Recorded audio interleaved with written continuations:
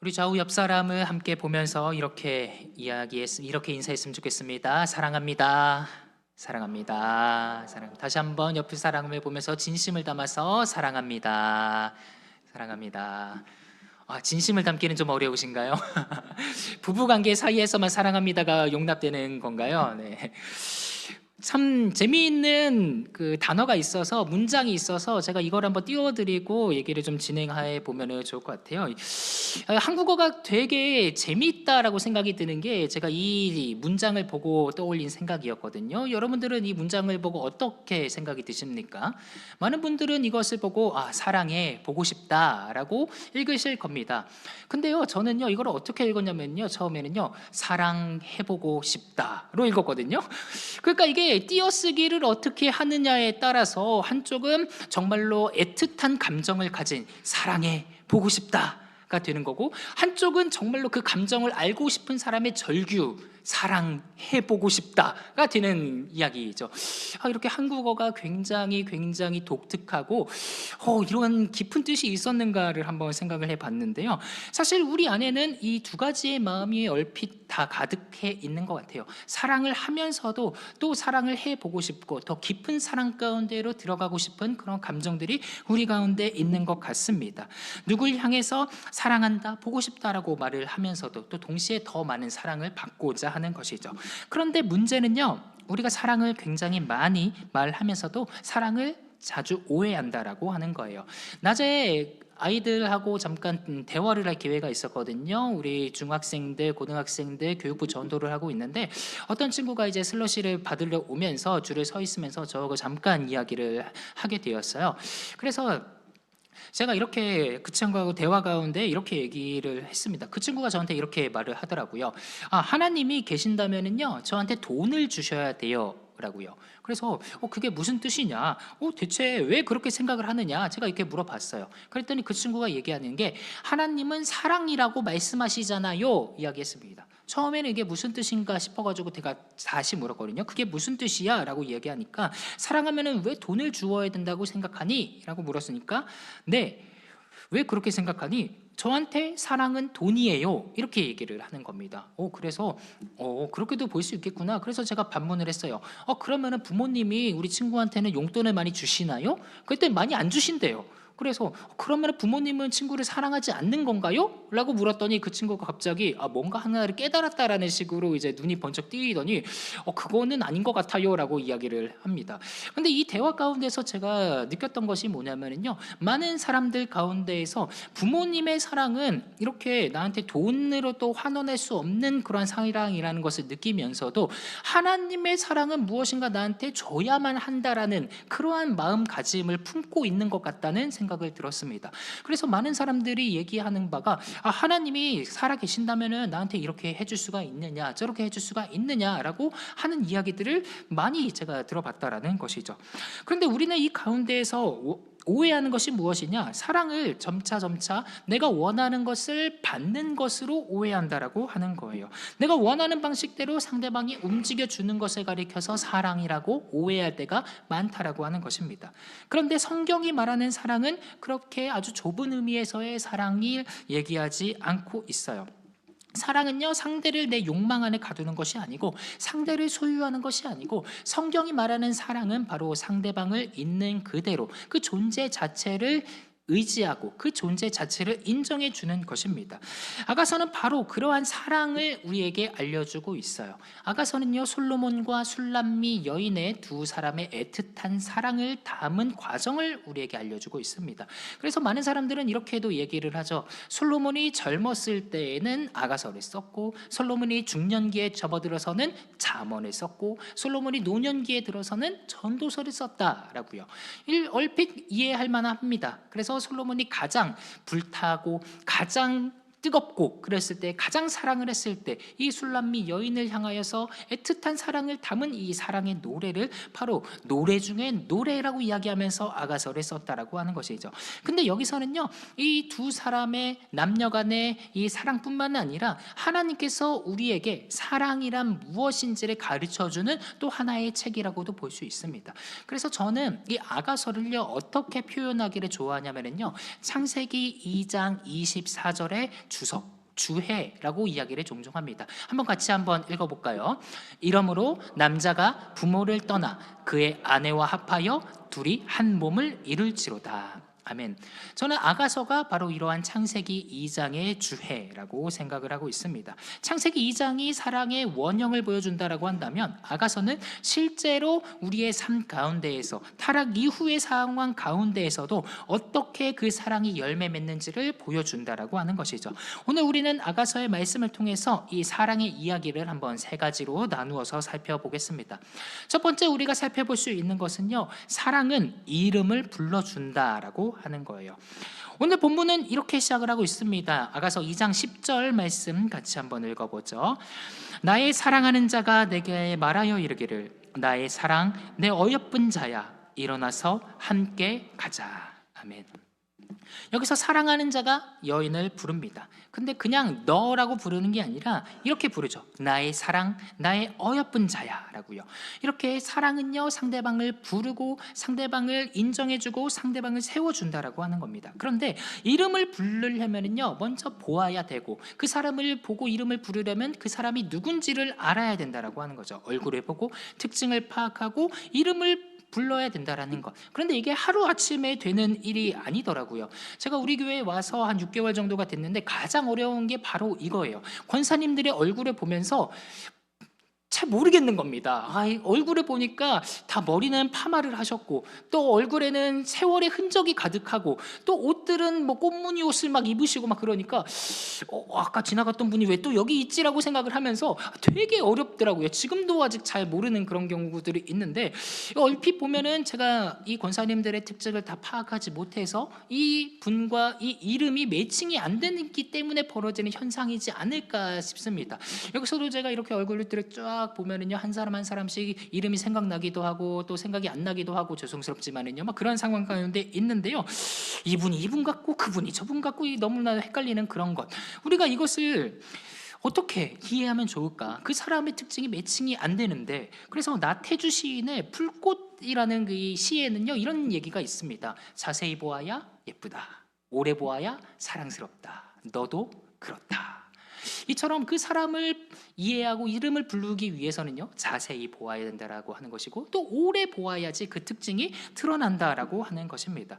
사랑의 중요한 감각을 우리에게 보여주고 있는 것이죠. 그냥 스쳐 지나가는 인연으로 난 저 사람을 사랑해 라고 부를 수가 없다라고 하는 것입니다. 첫눈에 반했다라는 이 감정을 우리가 사랑이라는 이름 안에 가두어 놓을 수는 없다라고 하는 것이죠. 사랑은 자세히 보는 데서 시작하고 오래 보는 것에서부터 시작하고 갑작스런 내 필요와 기분으로 상대방을 판단하는 것이 아니라 그 사람이라는 존재를 천천히 알아가는 것이 사랑이라고 얘기할 수가 있겠습니다. 창세기에 나타난 아담의 고백이 바로 그러했어요. 아담이 어떻겠습니까? 아담에게는요, 돕는 배필이 없었습니다. 하나님은요, 그 모습을 보시고 굉장히 안타까워하셨죠. 그래서 창세기 2장 18절에서는 이렇게 말씀했었습니다.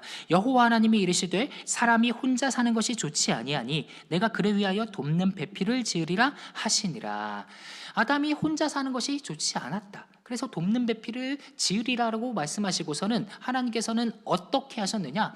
짐승을 창조하십니다. 공중의 새를 창조하십니다. 그리고 그 짐승들과 동물들과 새를 아담에게 데려가요. 그래서 아담이 뭐라고 하는지를 살펴봅니다. 아담이 그들에게 이름을 막 지어줘요. 근데 성경이 뭐라고 얘기하냐면요, 여기 2장 20절 말씀 같이 한번 읽어보죠. 시작. 아담이 모든 가축과 공중의 새와 들의 모든 짐승에게 이름을 주니라. 아담이 돕는 배필이 없으므로. 이 말이 무엇을 얘기하고 있습니까? 아담이요, 그들을 보고 이름을 불러주었다고 얘기하고 있습니다. 히브리 사상에서 이름을 불러준다라는 것은요, 그 사람과 관계를 맺는다라고 하는 거예요. 친밀해지기를 원한다라고 하는 것입니다. 그래서 하나님이 지으신 각종 짐승들을 함께하고 그 사람들에게 이름을 붙여주기 시작하는 것이죠. 이 강아지를 보고서는 나비라고 얘기하고 또 코이라고 얘기하고 또 해피라고 얘기하고 이 고양이를 보고서는 또 나비라고 얘기하고 이렇게 이름을 딱 불러주는데 그 동물들과 같이 관계를 맺기를 원하고 있는데 정작 그 안에서 돕는 배필이 없었다라고 하는 것입니다. 그렇다면 하나님께서는 왜 바로 돕는 배필인 하와를 주지 않으시고 동물들을 주셨는가라는 그 질문에 대해서는요, 이렇게 얘기할 수 있어요. 사람은요, 경험을 해봐야 본인이 부족한 것이 무엇인지를 알게 돼요. 갑자기 딱 돕는 배필을 주었다고 이 돕는 배필을 보는 아담의 그 감정이 동하지가 않습니다. 그래서 하나님께서는요, 너에게 부족한 것이 무엇인지를 알게 해주시기 위해서 동물들을 데려오신 거예요. 아담은 이름을 불러주면서 그 모습을 보면서 그 동물과 함께 관계를 맺으면서 내 돕는 배필이 아니구나, 이 동물도 아니구나, 저 동물도 아니구나, 그런 상황 가운데에서 그러면 나한테 딱 걸맞는 짝은 누구일까? 나와 마주 보면서 나의 부족함을 채워줄 그러한 사람을 누구일까? 과연 나에게 그러한 존재가 있는 것인가? 그렇게 돕는 배필을 위해서 살아갔다라고 하는 것입니다. 그때 하루는 하나님께서 아담을 재우시고 아담의 갈비뼈를 옆에서 빼내시죠. 그리고 그 갈비뼈를 바탕으로 사람을 지으셔서 아담에게 데려오십니다. 그 모습을 보고 아담은 이렇게 노래를 했어요. 내 뼈 중에 뼈요, 살 중에 살이라 라고요. 이 말이 무엇입니까? 하울을 그냥 대충 본 것이 아니라 탄성을 내지르면서 드디어 마침내 하나님께서 내 앞에 돕는 배필을 주셨구나라는 것을 알게 됐다라는 거예요. 자기와 함께할 동반자를 보았다라는 것입니다. 그렇게 오랜 시간을 기다려서 서로 마주하는 하나의 동반자가 탄생했다라고 하는 것이죠. 아가서 2장 10절의 이 부름 또한 그렇습니다. 나의 사랑한, 나의 어여쁜 자야 라고 이야기하는 것은 마치 아담이 하와를 처음 만났을 때 내질렀던 이 탄성, 내 뼈 중에 뼈요, 살 중에 살이라 라고 얘기한 것과 같다라고 하는 것이죠. 사랑하는 여인을 자세히 보고 오래 보고 이렇게 부르는 것입니다. 나의 사랑, 나의 어여쁜 자야 라고요. 이렇게 사랑하는 자는 이 상대를 기능으로만 보지 않았습니다. 상대를 빨리 판단하지 않았습니다. 상대방을 너라고 부르지 않았습니다. 조건으로 평가하지 않았고요. 그 사랑을 알아보고 불러주고 세워주었다라고 하는 것이죠. 김춘수 시인의 꽃이라는 시에도 이렇게 시작을 합니다. 내가 그의 이름을 불러주기 전에는 그는 다만 하나의 몸집에 지나지 않았다. 내가 그의 이름을 불러주었을 때 그는 나에게로 와서 꽃이 되었다. 이름은요, 불릴 때 그 존재가 의미를 갖게 된다라고 하는 이 실존주의적인 시를 우리는 살펴볼 수가 있습니다. 사랑하는 성도 여러분, 우리가 세상을 살아가면서 개인주의적인 삶을 살아가면서 어찌 보면은 사람을 기능으로만 어떤 역할로만 치부할 때가 종종 있는 것 같아요. 그래서 어떤 기업에서는요, 사람이 죽었음에도 불구하고 그 사람을 그냥 뭐 다른 사람으로 대체하면 되지라고 하면서 사회의 지탄을 받고 있지 않습니까? 그런데 간혹 보다가는 우리는 교회 안에서도 그러한 모습이 종종 발견되는 것 같아요. 어떤 사역을 하면서도, 어떤 일들을 하면서도 저 사람 좀 못하는데 이런 생각들이 들면서 얘가 좀 더 잘하니까 얘를 좀 세워볼까라고 하는 그러한 생각들이 간혹 들 때가 있다는 것이죠. 그렇지만 우리는 그것은 그 사람을 있는 그대로 보아주는 것이 아니라 그 사람의 기능과 역할로 보는 것은 아닐까라는 질문을 던질 수가 있습니다. 이 일이 사람이 기능으로만 보면은요, 그 사람이 누구인지를 알게 되지 못한다라고 하는 것이죠. 사실 자리가 사람을 만드는 것이 아니라 사람이 있기 때문에 자리가 생기는 것입니다. 그리고 그 사람은 하나님이 보시기에 굉장히 귀한 사람이고 하나님의 형상대로 창조된 사람입니다. 그렇기 때문에 우리는 우리 옆에 있는 존재들을 보면서 당신이 나의 돕는 배필이군요 라고 이야기를 하면서 서로를 마주보고 서로를 세워줘야 된다라고 하는 것입니다. 교회 공동체 안에서도 사람을 필요의 대상으로만 보는 것이 아니라 세워주는 대상이 되어야 된다라고 하는 것이죠. 그래서 우리는 함께 신앙생활하는 성도들의 이름을 불러주기를 간절히 소망합니다. 옆에 있는 사람이 어떤 사람인지 그 사람의 이름을 불러주면서 그 사람을 위해서 기도해 주면서 이 사람이 필요한 것이 무엇인가, 우리는 그렇게 그 사람과 함께 동역하고 교제할 수가 있다라고 하는 것이죠. 에덴 동산에서 아담이 하와의 이름을 불러주었던 것처럼, 아가서에서 사랑하는 자가 이 여인을 나의 사랑이라고 불렀던 것처럼 우리도 우리 교회 안에 있는 성도를 어떻게 바라보면서 부를 것인지 한번 생각했으면 좋겠습니다. 상대를 정죄하는 말이 아니라 살리는 말로, 깎아내리는 것이 아니라 세워주는 이름으로 부르는 저와 여러분이 되기를 간절히 소망합니다. 두 번째, 우리가 본문에서 살펴볼 수 있는 것은요, 사랑은 겨울을 지나서 함께 걷는 것이다 라는 이야기예요. 오늘 본문은 굉장히 로맨틱하게 시작을 하고 있습니다. 2장 11절과 12절에 보면은요, 겨울도 지나고 비도 그쳤고 지면에는 꽃이 피고 새가 노래할 때가 이르렀고 비둘기 소리가 우리 땅에 들리는구나, 이렇게 얘기를 하고 있습니다. 이것은 우리의 계절적, 시간적 배경을 보여주고 있는 것이죠. 이제 겨울이 다 지나고 봄철이 찾아왔습니다. 향기로운 꽃이 피고요. 그 향기가 울려 퍼지고 있습니다. 그 가운데에서 이 여인과 이 사랑하는 자는 서로 만나기로 얘기를 했었나 봐요. 8절에 보니까요, 이런 말씀이 있어요. 내 사랑하는 자의 목소리로구나. 보라, 그가 산에서 달리고 작은 산을 빨리 넘어오는구나 라고요. 이 여인이 이 사랑하는 자의 모습을 본 겁니다. 외치는 소리를 들은 겁니다. 여인은 이 이야기를, 이 사람을 기다리고 있어요. 일찍 와서 사랑하는 자를 기다리면서 설렘을 가득 안고 이제 생각이 잠기게 되는 것이죠. 오늘은 어떤 데이트를 하고 무엇을 먹고 우리는 어떤 일들을 벌일까, 아주 설렘 가득하게 이 사람의 오기를 기다리고 있다라고 하는 것입니다. 생텍쥐베리의 어린 왕자에는요, 이런 구절이 있어요. 제가 제일 좋아하는 구절인데요. 네가 오후 4시에 온다면 난 3시부터 행복해지기 시작할 거야. 되게 애틋한 구절이지 않습니까? 이 친구가 4시에 온다면 나는 3시부터 행복해지겠다. 이 여인의 감정이 이런 감정이 아니었을까요? 사랑하는 자를 기다리면서 그의 목소리를 듣고자 하고 그의 모습을 보고자 하는 이 감정. 그런데 저기서 멀리서 사랑하는 자의 목소리가 들리는 겁니다. 그 사람을 보니까요, 그 사람이 산을 넘고 들을 건너서 마치 노루처럼 뛰어오고 있다라고 하는 거예요. 이 남성은 또한 어떻습니까? 이 여인을 만나기 위해서 저 멀리서 보이는 이 여인의 실루엣을 딱 보면서 저기서 기다리고 있구나, 저 사람을 만나러 가야겠구나 하면서 아주 들뜬 마음으로 노루처럼 달려가고 있는 것이 아니겠습니까? 그래서 두 사람은 이제 만났습니다. 그때 이 남성이 하는 말, 사랑하는 자가 하는 말, 사랑하는 자야, 어여쁜 자야, 일어나 함께 가자. 이 초청하는 말이라고 하는 것이죠. 아직 만나지도 않았는데 마음이 움직이고 발소리가 들리고 목소리가 들리고 함께 모여서 초청을 하는 것입니다. 함께 가자, 일어나자. 왜 함께 가자고 말합니까? 겨울이 지났고 비가 그쳤고 꽃이 피었고 새가 노래하기 때문입니다. 오늘 본문은 이렇게 얘기하고 있습니다. 그러나 무엇보다도 이렇게 말하는 이유가 굉장히 간단합니다. 무엇이냐?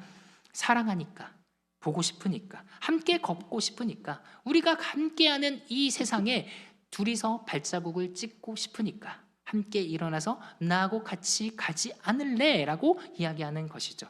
굉장히 제가 연애할 때의 시절이 떠오릅니다. 제가 좋아하는 사람을 딱 보고서는 언제 몇 시에 만나자고 이야기하고서는요, 정말로 저는 1시간도 아니라 한 5시간 전부터 일어나서 다 준비를 해놓고 딱 약속 장소에 딱 가가지고 오늘은 어떻게 놀까, 무슨 데이트를 할까 막 이렇게 하면서 이렇게 설교 시간이니까요. 네. 이렇게 사랑은 혼자 머물게 하는 것이 아니라 사랑을 부르고, 그리고 사랑은 이렇게 함께 행동하는 것이다 라고 얘기할 수가 있습니다. 그런데 아가서가 이렇게 애틋한 장면으로만 끝난다고는 볼 수가 없어요. 아가서의 장면들을 보면은요, 우여곡절도 있는 것을 발견을 하게 됩니다. 이 2장의 데이트 장면이 끝나고 3장에 넘어가면은요, 이 여인이 남성을 잠깐 잃어버렸다가 되찾는 장면이 나오기도 해요. 그리고 4장부터 이제 결혼식 장면이 진행이 되고, 가운데에서 결혼식이 끝나고 어느 날 꿈을 꾸었는데 또 이 남성을 잃어버리는 꿈을 꿉니다. 그래서 성문에서 그 남성을 찾고 있는데 파수꾼들한테서 맞기도 하고 어려움을 당하는 그러한 모습들을 꿈으로도 꾸기도 해요. 이 말이 무엇이냐? 사랑을 한다고 모든 것들이 다 완벽해지거나 모든 것들이 다 좋게 흘러가지는 않는다라고 이야기하는 것입니다. 이 겨울이 지나고 비도 그쳤다라는 것은 단지 날씨만의 이야기가 아닙니다. 사랑 가운데에는, 이 행동 가운데에는, 우리의 삶 가운데에는 어려움도 있고 이 어려움을 지나치는 일도 있다라고 하는 것이죠. 그래서 이 아가서의 이 장면들을 보면서 우리는 오해하지 말아야 된다라고 하는 것입니다. 사랑을 하면서 그러면은 이 어려움과 이 힘듦과 이 모든 것들을 우리는 어떻게 함께 극복을 해 나갈지 우리는 살펴보아야 된다라고 하는 것이죠. 그래서 우리는 때로 이 겨울을 지나가는 과정 속에서 어려움을 겪을 때가 있습니다. 그러나 우리는 그것을 뛰어넘어야 된다라고 하는 것입니다. 이 남성은요, 여성에게 초청을 하고 있는 거예요. 일어나서 함께 갑시다. 당신의 마음이 어려움 가운데 있을지라도, 힘듦 가운데 있을지라도 우리는 함께 일어설 수가 있습니다라고 초청을 하는 것입니다. 그래서 나와 함께 갑시다라고 얘기하는 것이죠. 바로 우리 주님께서도 우리에게 이렇게 오늘 부르고 있지는 않습니까? 나와 함께 일어나서 가자. 나와 함께 걷는 이 길이 행복한 길이고 꽃길이고 또 이 앞길에는 정말로 찬란한 영광이 있을 거야 라고 우리를 초청하고 계시는 이 예수 그리스도의 손을 잡고 일어나시지 않겠습니까? 우리가 이 길을 함께 걸어가야 되지 않겠습니까? 사랑이 만약에 길이라고 한다면 겨울은 그 길을 덮는 눈이라고도 얘기할 수 있을 겁니다. 그러나 함께 걷는 사람은요, 그 눈 위에 발자국을 만들어냅니다. 그리고 그 발자국을 걸어가면서 이 극복을 할 수 있구나를 떠오르게 된다라고 하는 것이죠. 그래서 관계의 겨울을 지나고 있다면 포기하지 마시고 반드시 우리 가운데에서 찬란한 영광의 빛이 들어오실 거라는 것을 믿으시기를 바랍니다. 그래서 겨울을 지나서 함께 걷는 저와 여러분 되기를 간절히 소망합니다. 마지막 세 번째 살펴볼 것은요, 사랑은 열매를 맺는다라고 하는 거예요. 13절의 말씀 같이 한번 읽어보도록 하겠습니다. 무화과 나무에는 푸른 열매가 익었고 포도나무는 꽃을 피워 향기를 토하는구나. 일어나라 나의 사랑 내 어여쁜 자야, 함께 가자. 오늘 본문에 보면은요, 봄이 왔음을 세 단계로 묘사하고 있습니다. 첫 번째로 꽃이 피었고 비둘기 소리가 들리고 열매가 익었습니다. 계절이 겨울에서 봄으로 바뀌었습니다. 지금도 바로 그런 때인 것 같습니다. 5월 중순이 되었고요, 어느 순간에 꽃이 지고 열매가 맺는 그러한 열매도 있었고요, 또 지금 꽃을 피우는 것도 있고요. 교회 정원에 보니까요, 장미는 굉장히 예쁘게 피었고 또 앵두나무에도 열매가 이제 맺었더라고요. 이 모든 모습들을 보면서 참 우리 교회에도 이러한 열매가 맺었으면 좋겠다라는 생각이 많이 들었습니다. 오늘 친구들이 많이 와서 또 복음을 이야기를 듣고 함께 예배하는 이 과정 가운데에서 이 정원에 많은 앵두나무의 열매처럼 이 아이들도 교회에 와서 함께 교제하면 좋겠다라는 그런 생각들이 들었어요. 그래서 제가 돌아와서 한번 검색을 해봤습니다. 이 앵두나무의 꽃말이 대체 무엇일까 한번 검색을 해봤더니요, 앵두의 꽃말은 수줍음이라고 얘기를 합니다. 그리고 앵두나무의 꽃말은 오직 한 사랑이라고 얘기를 합니다. 그래서 그렇구나. 그러면은 우리가 다음 세대를 향해서 뿌리는 이 씨앗이 이 사랑의 열매가 맺었으면 좋겠다라는 그런 생각들을 하게 됐는데요. 오늘 본문에서 사랑하는 자는요, 처음과 끝에서 같은 말을 계속 반복하고 있는 것을 볼 수 있습니다. 10절에 보니까요, 나의 사랑 내 어여쁜 자야, 일어나서 함께 가자, 이렇게 얘기하고 있고요. 13절의 마지막 절에서도요, 나의 사랑 나의 어여쁜 자야, 일어나서 함께 가자, 이렇게 얘기하고 있습니다. 왜 함께 가자고 얘기하고 있습니까? 때가 왔기 때문입니다. 겨울이 지나고 열매 맺을 때, 그때가 바로 지금의 때라는 것이죠. 나중에 솔로몬은 전도서를 쓰면서 전도서 3장에서 분명하게 이렇게 얘기합니다. 사랑할 때가 있고 웃을 때가 있고 울 때가 있고 미워할 때가 있다. 모든 것에는 다 때가 있다라고 이야기를 하고 있어요. 솔로몬의 입장에서는 바로 지금이 이 때라는 것을 이야기해주고 있는 것입니다. 그리고 이 때가 어떤 때냐? 열매 맺을 때라고 하는 것이죠. 둘이 하나가 되어서 걷는 길은 처음 겪는 일이기 때문에 이 여인이 이 초청을 받았을 때 좀 두려워할 수도 있습니다. 망설임이 있을 수도 있고 어려움이 있을 수도 있습니다. 그러나 이 여인이 사랑하는 자의 음성을 듣고 손을 내미는 손을 잡고 나아가서 걸어가는 그 이유가 무엇이냐? 바로 열매 맺을 때이기 때문이에요. 그들은 두려움을 넘어서 이 설렘의 길 가운데로 들어가기 시작합니다.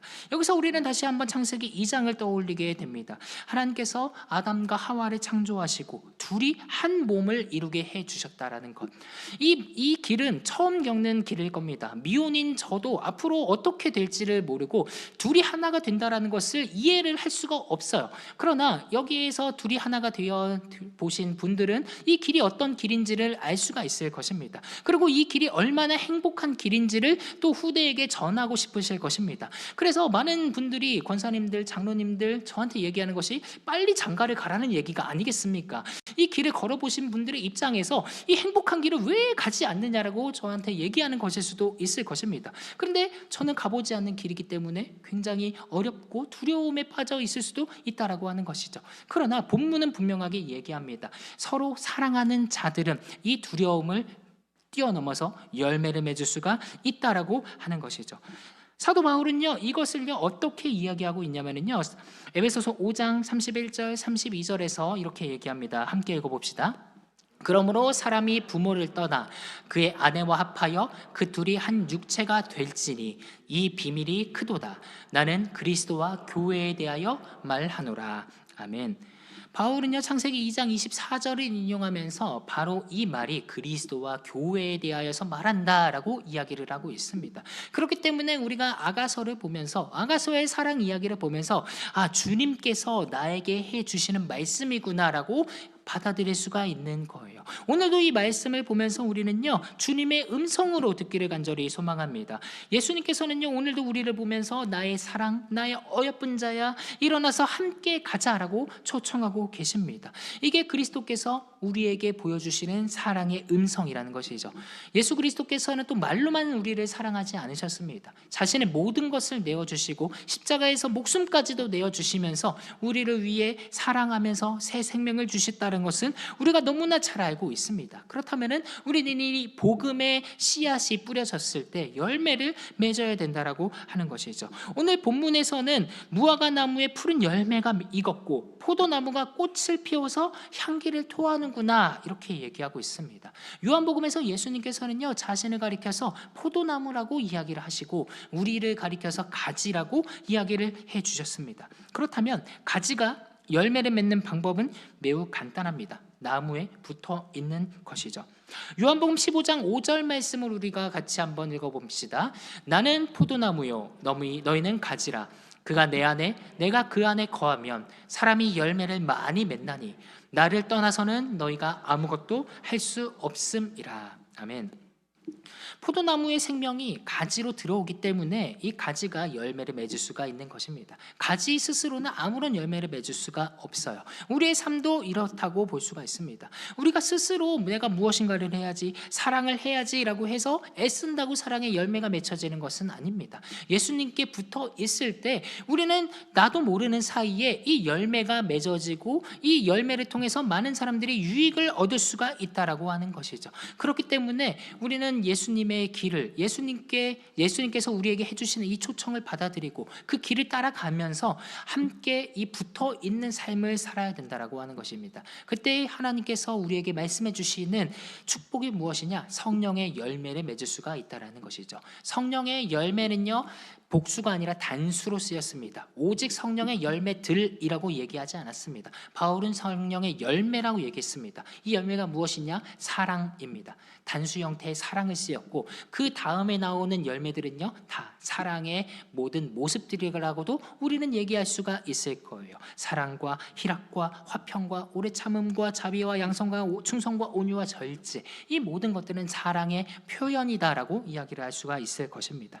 그리스도와 연합한 사람은 이러한 열매를 맺게 된다라고 하는 것이죠. 하루아침에 완성되지 않을 수 있습니다. 그러나 결국은 겨울이 지나고 봄이 오듯 이 어두운 날이 다 지나고 찬란한 영광이 찾아오듯 우리의 삶 가운데서도 신압으로 이러한 열매가 맺게 될 것입니다. 그러니까 포기하지 마시고 예수님의 음성을 기울이세요. 예수님께서는 지금도 우리와 함께 일어나서 가자고 초청을 하고 계십니다.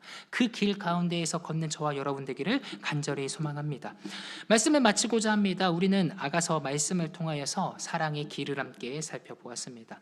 사랑은요 옆에 있는 사람, 나의 마주보고 있는 사람의 이름을 불러주는 것입니다. 아담이 하와를 보고 뼈 중에 뼈요 살 중에 살이라고 얘기했던 것처럼 오늘 본문에서 사랑하는 자가 여인을 보고 나의 사랑, 나의 어여쁜 자라고 얘기했던 것처럼 사랑하는 사람들은 서로의 이름을 불러주면서 서로의 존재를 세워준다라고 하는 것이죠.